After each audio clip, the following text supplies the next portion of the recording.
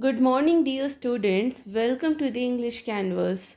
So, today we'll explore one of the most profound poems of modern literature, Sailing to Byzantium by W.B. Yeats. We will break it down line by line, uncover its rich symbolism, and understand its relevance in the context of immortality, art, and spiritual transcendence. So grab your notebooks and stay focused and let's sail through this masterpiece together. If you find this class helpful, then don't forget to like, share it with your friends, and subscribe to the channel for more such detailed lectures. So let's begin the journey into Byzantium. So let's talk about the background of the poem first. The poem was written in 1926, but it was published in 1928 in his collection The Tower. So this poem was published in this collection in 1928. Sailing to Byzantium stands one of Yeats' most celebrated and complex poems. It marks a turning point in his poetic journey where themes of aging, art, spirituality, and eternal take center stage. So at the time of the writing this poem, Yeats was in his 60s.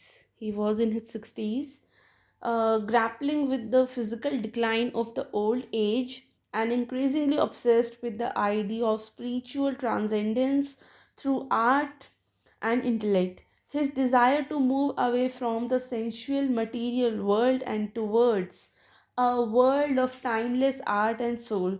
So this is represented by Byzantium forms the central tension of the poem, right? So why he chose this place Byzantium? Yeats chooses Byzantium, a modern day Istanbul. आज की date में जो Turkey में एक city है, बहुत ही famous city है इस्तांबुल, उसी का ही एंशियंट नेम था Byzantium. Not merely as a geographical location but as a symbolic spiritual realm. Historically, Byzantium was the heart of the Eastern Roman Empire, um, known for its magnificent art, mosaics, and sacred traditions. For Yeats, it represents an ideal space where art and soul are eternal, unlike the moral and decaying human beauty. Right?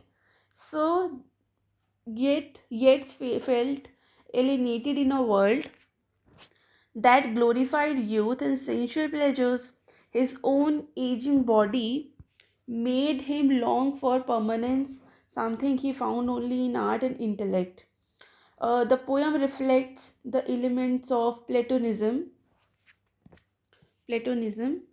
So, the belief in an ideal realm of perfect forms, Byzantium becomes a metaphysical place where the soul can be perfected and freed from the cycles of life and death. In being an Irish poet, Yeats often struggled with his identity in a rapidly modernizing world. So Byzantium, in contrast, offers a spiritual refugee from both political unrest and the superficialities of the modern life. So this poem is not about a physical journey but a symbolic voyage of the soul from the transient world of sensual pleasures to the eternal world of spiritual and artistic fulfillment. So, it contrasts the country of the young with the holy city of Byzantium, revealing Yeats' longing for a form of immortality through art. Right? So, let's read the poem and discuss the true meaning, the deep meaning of the poem line by line. So, the first stanza, that is no country for old men. So, here the speaker laments that the modern and materialistic world disregards the elderly and wisdom. तो ये जो country है जिसमें भी वो रह रहे हैं, ये country old लोगों के लिए नहीं है, old men के लिए नहीं है, because this modern world that is materialistic too disregards the elder people and their wisdom. the young in one another's arm, birds in the trees, those dying generations at their song. So youth and sensual pleasures, the youth, the young, and the sensual in one another's arm, that means the sensual pleasures dominate the society. Birds in the trees and people engaging in fleeting physical joys. The dying generations, this one, the dying generation, the dying generation highlight the transient nature of life, right? The salmon falls, the mackerel, crowded seas, fish, flesh or fowl, comment all the summer long, whatever is begotten, born and dies. So nature continues its reproductive cycle and indifferent to aging or death, right? Life is reduced to mere biological processes, right? Caught in that sensual music, all neglect monuments of unaging intellect. So people are so immersed in the sensual pleasures that they ignore art. मतलब वो लोग इतना sensual pleasures में इतने ज़्यादा immersed हैं, busy हैं कि they neglect the art. They neglect the art, philosophy and lasting spiritual wisdom. The monuments of human mind that transcend time, right? Now the next stanza is, an aged man is but a paltry thing, a tattered coat upon a stick. So here the speaker compares an old man to a scarecrow. मतलब as man को वो scarecrow से यहाँ पर compare कर रहे हैं. दोनों ही क्या है, मतलब ओल्ड मैन और स्केयर दोनों ही क्या है, फिजिकली वीक है, इनसिग्निफिकेंट एंड ऑलमोस्ट लाइफलेस है. अनलेस, मतलब जैसे ये है ना, अ टेटर्ड कोट अपॉन अ स्टिक, वो क्या है, ये स्केयर क्रो ही होता है. स्केयर क्रो को ऐसे तरह स्टिक पर एक टेटर्ड कोट, पुराना फटा हुआ कोट, एक उस पर टांग हैंग कर देते हैं.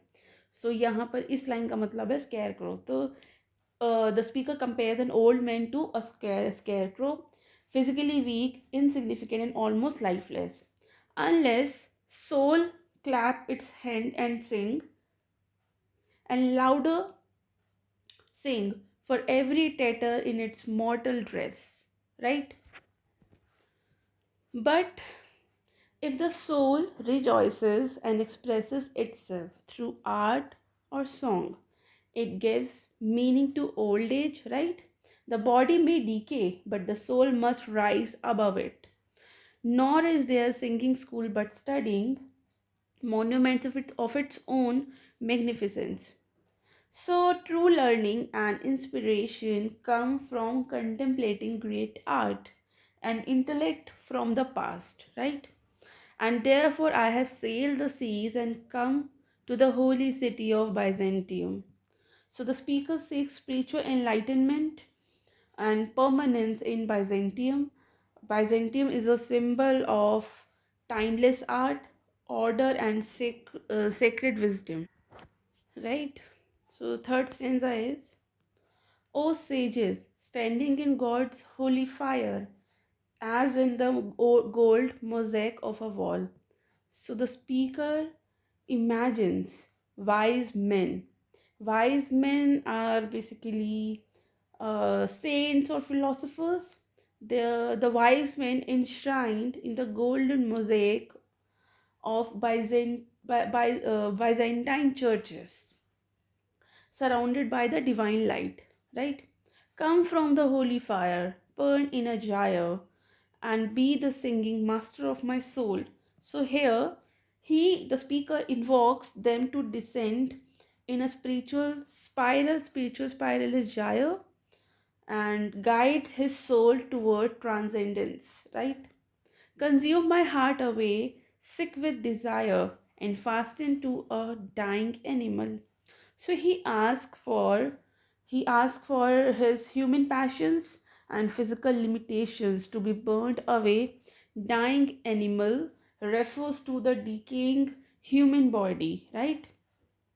it knows not what it is, and gather me into the artifice the eternity. So here the speaker longs to escape the bodily decay and be a part of eternal art, to exist as something spiritually and intellectually immortal, right?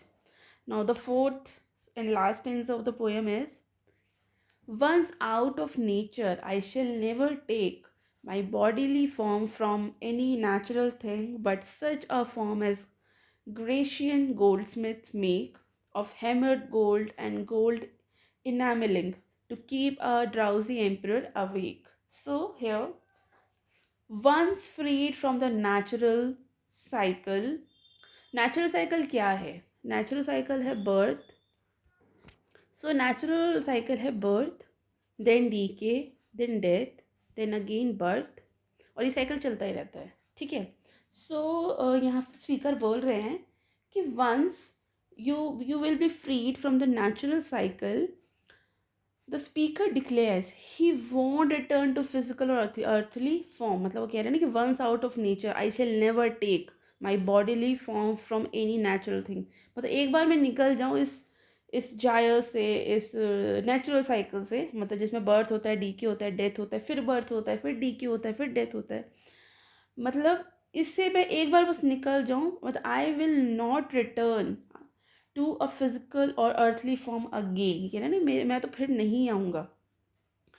So he desires to become a beautiful, यहाँ पर ये but such a form as Grecian goldsmith make, मतलब he desires to make a beautiful eternal work of art like a golden bird, like a golden bird made by Byzantian craftsmen. मतलब Byzantium में जो craftsman है ना, वो gold bird बनाते हैं. मैं तो बिल्कुल वैसा बनना चाहूँगा. meant to delight and awaken the spirit, right? Or set upon a golden bug to sing to Lord and lazy to Byzantium, or of what is past or passing or to come. So he imagines himself as a mechanical golden bird which is immortal. अब वो कोई man made है तो वो immortal भी है, वो मर थोड़ी जाएगा एक दिन. So he imagines himself as a mechanical golden bird which is immortal and singing eternal truths beyond time and decay in a world that values the spiritual over the sensual, right? So यहाँ पर ये poem ख़त्म हो गई है. Sailing to Byzantium is a reflective and philosophical poem. It explores the conflict between the physical world of sensual pleasures and the eternal world of art and spiritual wisdom. It represents Yeats' mature contemplation on aging, mortality, and the desire for transcendent permanence. The poem is structured in 4 8 line stanza. मतलब देखिए 8 8 line के ये 4 stanzas हैं, मतलब 32 lines की poem है ये. Yet symbolically uses the city of Byzantium, which is now Istanbul, as a metaphor for the timeless realm of art, intellect, and spiritual fulfillment. The speaker expresses disillusionment with the sensual, materialistic life of the modern world, where youth and physical vitality are celebrated, feeling that country, there's no country for old men, right?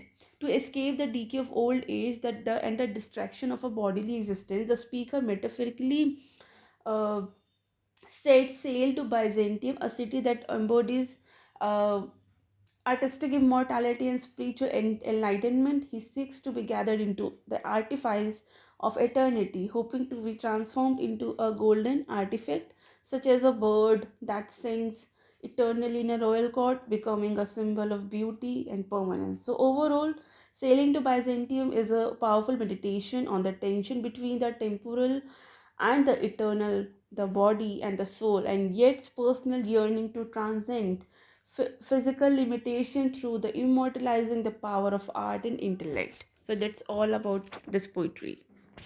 So thank you for joining today's session on Sailing to Byzantium by W.P. Yeats. I hope this exploration helped you appreciate the deep philosophical layers and symbolic richness and the timeless beauty of Yeats' poetry. Remember, the poetry is not just about reading, it's about feeling, reflecting, and questioning the world around us. In our next class, we will continue on our journey into Yeats' poetic universe with another of his masterpieces. So stay curious, keep reading, and come prepared to dive deeper into the mind of one of the greatest modernist poets. If you found today's sessions helpful, then don't forget to like, share, and subscribe to support more such literary discussions. See you in the next class.